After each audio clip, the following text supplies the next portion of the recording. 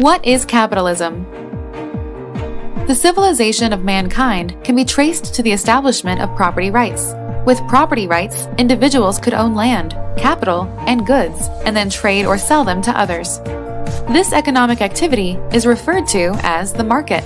This doesn't mean it necessarily takes place in a physical market, it simply means that goods and services are voluntarily traded. For most of human history, property rights have been limited to those in power. For example, a king or lord had ultimate control over those who lived under their protection. If the king desired beets, farmers were to farm beets. If the lord needed horseshoes, blacksmiths forged horseshoes. Ordinary people had the ability to trade among themselves, but those in power could direct their production if they so desired, or punish those who resisted. The emergence of capitalism changed this. Capitalism is mass production of goods to satisfy the needs of the greatest number of people.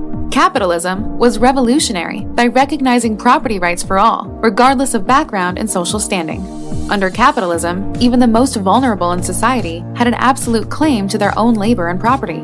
It did not guarantee equality of property, but capitalism eliminated any right by anyone else to infringe upon it.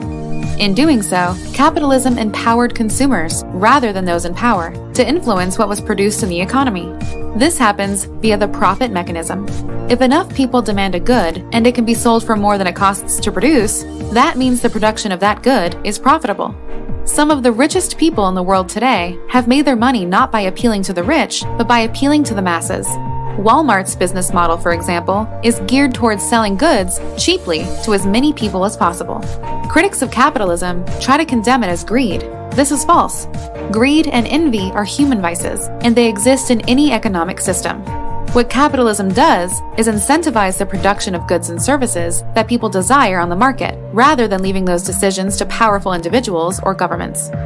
Throughout human history, we have seen property rights and markets lift billions of people out of poverty. Everywhere in the world, property and economic freedom are correlated with improved quality of life, health, and life expectancy.